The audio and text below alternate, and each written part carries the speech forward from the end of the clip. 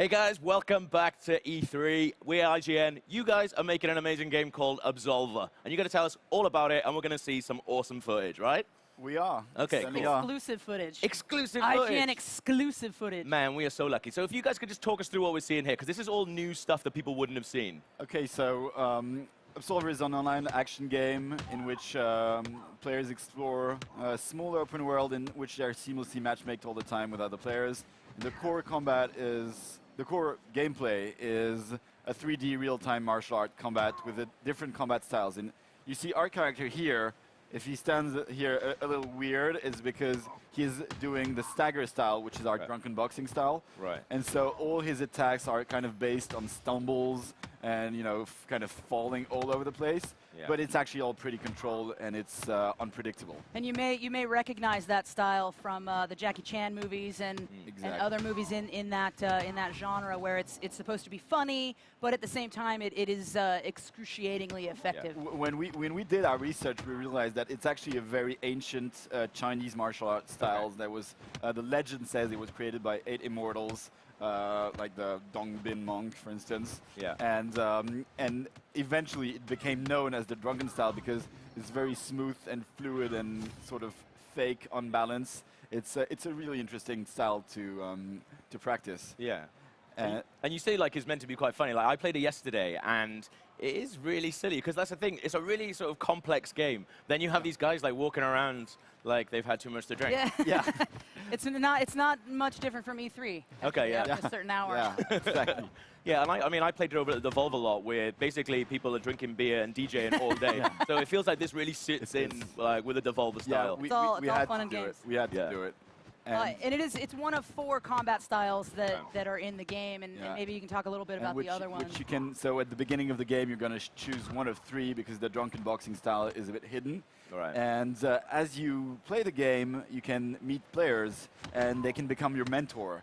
And when you have a mentor, you're going to be able to learn their combat style. So eventually, you can learn all 4, and you can also use their combat deck because in this game, as you can see with the little diamond at the bottom of the screen, you have 4 stances to choose from, and every attack flows from one stance to another.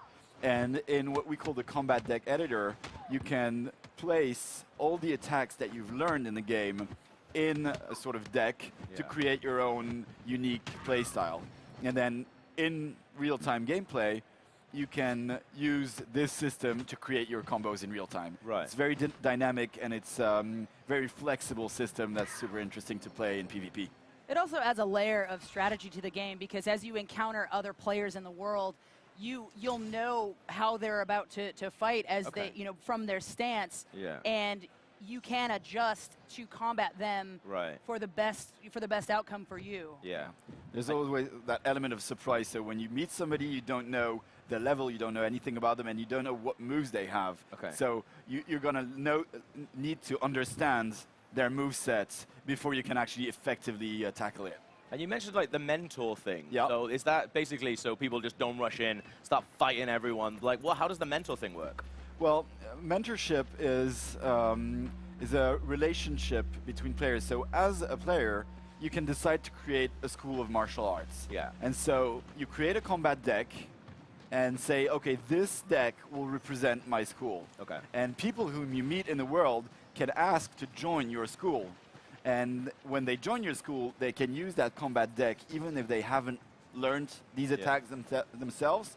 And they're going to get a variety of rewards besides this, like powers, new weapons which you've decided to give to your school, etc. We're sort of running around in circles here, but it's, we can talk about the art direction. So we were aiming to have something that's slightly stylized to, you know, it leaves room for imagination, and importantly, it also allows you to see movement.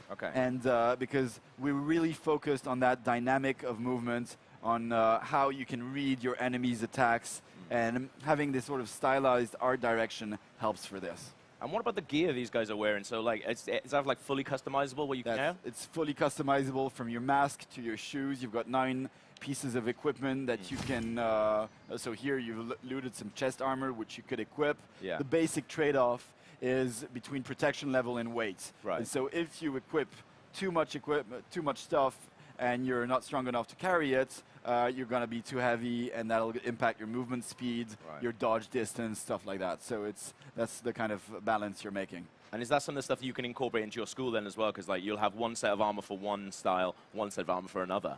Well, it's the combat style you currently use has an impact on your stats. Yeah. And so depending on your combat style, you're gonna lean towards certain pieces of equipment. So if I go for the 4-second style, for instance, which is inspired by Kung Fu, I'm gonna wanna be light and very agile. And if I choose a more rough, powerful combat style, I'm gonna pack more protection because that fits my style. And you've talked about sort of like watching Jackie Chan movies and stuff like that. Like what, how do you guys go about researching like all these different styles? Well, we got watching our films. Can I brag about you guys for a minute? Yeah. They're all students. Everyone at the studio is a student of one of the various martial arts. No way. There's 25 people in the studio, so I wouldn't say everybody. Well, the core team, right? The receptionist, the ones who have the most experience are two lead gameplay animators. Who everything you see in here is keyframed, and they both have really significant experience playing martial arts, playing video games and practicing martial arts, and so they brought with them this sort of feeling of dynamic and this notion of what is the essence of a movement. Yeah. So do you practice martial arts? I have practiced martial arts since I've started developing this game. I must say that I've really focused on working hours, and it's pretty hard, at 9 p.m. to decide to go and get your ass handed out to you on a tatami in a dojo. So I've practiced ninjutsu for a while, but I sort of put that in a hiatus for the moment. So how much of the actual fighting is based on like properly real things then? Well, our animators, I mean, besides their actual knowledge, they do a lot of research, and it's a lot of YouTube videos, finding out great fighters, analyzing their moves, and transcribing them in the game. But we want moves that are interesting to play, and so there's a creative adaptation when you create a move, because you want it to be readable or unreadable. It depends on really gameplay parameters. Is this move easy to see coming or not? He's not letting his friend revive here. No. But he's gonna revive his buddy. One of the things that is not apparent just from looking at the footage, so for anybody watching this, the timing of these moves is so critical, and that becomes immediately apparent the first time you pick up the controller to play. And getting those combinations correctly and using that strategically in the game is as important as learning the timing of the game. I would say that is a very crucial element to the gameplay and part of the fun of it, because there's way much more depth than meets the eye when you're just sort of looking at two people slugging it out. May not be apparent what's going on behind the scenes, because this shot isn't necessarily showing the combat deck moves for the player. It's not showing how you switch them out. But that is something that is just the second you pick it up. It's a good point, because what we really were aiming for was to, besides making a combat game that's also about making friends, for really the combat itself, we wanted to be accessible and have a great game feel, so it's satisfying, to pick up and play and just start fighting. But it has enough layers of depth and systems that make it really interesting for PvP at competitive levels. Right. And we were just looking at some shards right here. We should kind of go into that. So you've got you got what we call tension shards, which are these little glowing stones in your back.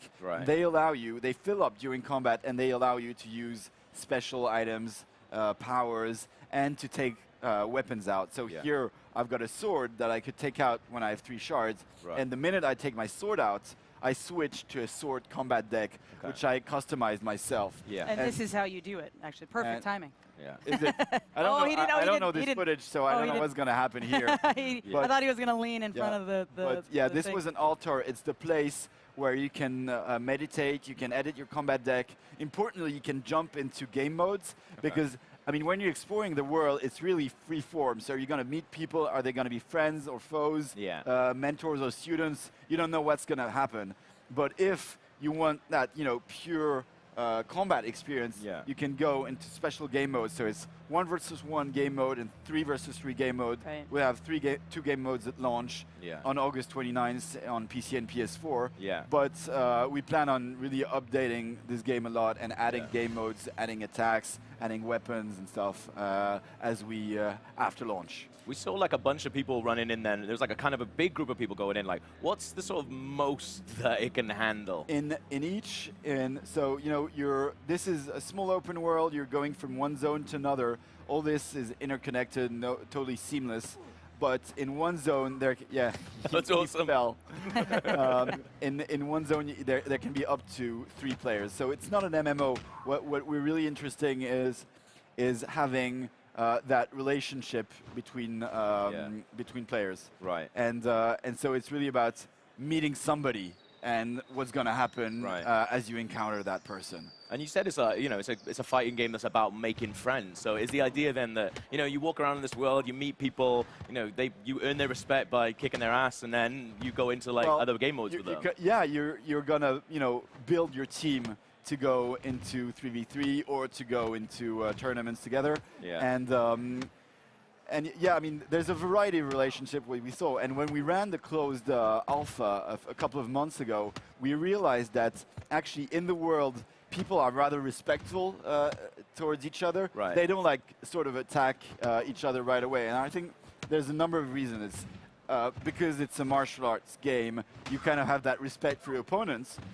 Also, because you don't know the level of the person that's in front of you. So if you decide to engage, it's not like, boom, I shoot you and you're dead. You're going to have to finish that fight. And maybe you're going to get your ass kicked. Okay. Right. You may be facing a tremendous beatdown, but if you approach it respectfully, you may spar with that person and learn from them. And once you,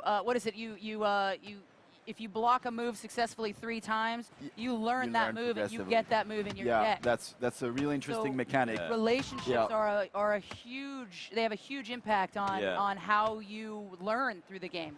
Because your combat deck features all these attacks. We've got almost 200 attacks that you can mix and match together. And to learn them, you have to fight either NPCs or other players. And as you get hit by an attack, you're going to learn it progressively. If you block it or parry it, you're going to learn it faster, and eventually you can use it in your combat deck. Right. That's a really interesting way of making it about, it really is about like deck build. It's not just going around like trying to get into fights. Way to say it. That's a perfect way to say it. There's a lot of deck building influence in here. So deck building is between combats. You really build your play style, your strategy, and then in real-time combats, using these moves, you create your combos in real time. Yeah. What's been some of the most fun that you've had whilst playing this while you guys have been demoing it? We play quite a few tournaments inside the studio, and one thing that's really cool when it happens is some moves have special properties. So for instance, you can have moves that duck under attacks, or a move that's, a jump kick that avoids low attacks. And so sometimes you're fighting and one of the fighters does a low attack and the other does a high attack and jumping, and they both avoid each other mutually and then keep on fighting. There's these situations that emerge from gameplay that are really funny. Or when you're exploring the world and you're like fighting 3 NPCs, you've got this much life left and you're about to die, and suddenly a stranger comes in and boom, starts taking your side and helps you out. And then you can, play emotes, salute each other, play co-op together, and learn from each other. I think one of the elements that is going to be a big treat just from a visual perspective as this game, when people playing in the beta and when it finally comes out, more and more people get involved and become very good at it. Just like watching a martial arts, 2 people go at it that are really good and experts in their craft, watching people fight online after they've sort of mastered their own style is going to be incredible to watch. So we're really looking forward to seeing more of that. Yeah, it's a great point, because one of the things we're planning to do is when there's 3 of you in co-op and you go to an altar to go in a 1v1 game mode, the third person will be eventually able to do a spectator mode. Right. So you two can be fighting and I can be just like recording this sweet combat. And That's awesome. It's pretty cool. Yeah, and then we just really take turns watching each other play, learning from each other, etc. Yeah. What about like the 1v1 stuff? Like, is that like how does that fit in with your sort of mentorship? Then is that can you still learn people's moves from doing that? You do, but the important thing is that when you fight somebody, you're gonna get that attack XP when you get hit by attacks that you don't know. But to cash it in, you need to win the fight. So if you get defeated or flee, you lose that attack XP. And so it's the same rule in a game mode. So if you get in game mode, if you get attacked and you parry an attack you don't know, you're going to learn for it. But if you lose that round, that XP is lost. Yeah. Have you been impressed with? I know you said like you did a closed alpha, right? Yep. Like, were you impressed by like the level of people going into that? Oh, after a few days, there were players who were serious. Yeah. And we're at the office playing against them, and we're like, hey, I've been playing this game for 2 years, and this dude just handed my ass out at me in like, but he's been playing for 3 days. And so, I mean, I don't think that I'll be playing at like high competitive level, but for sure there's going to be some. There's definitely room for that to happen, and it's always a nice treat for me over the years to watch live when a developer who'd spent 3 years making the actual game just gets his ass kicked by someone who just kind of spent a few hours mastering a certain style. It's pretty cool. Yeah, it's an exercise in humility. Guys, thank you so much for showing that to me. But you guys have got a beta, right, that people can get involved in? Exactly. Yes. We've got a closed beta that is going to be live until June 26th. You can go to Absolver.com to register for the closed beta. And if you do that before Friday, you should get in for Monday. Guys, thank you so much. I can't wait to play the actual thing. Thank you very much for watching. We're going to be sticking around, so keep it locked here to IGN. Bye-bye. Thank you so much. That was really good. I really liked it. Cool. Awesome. Was the guy playing any good?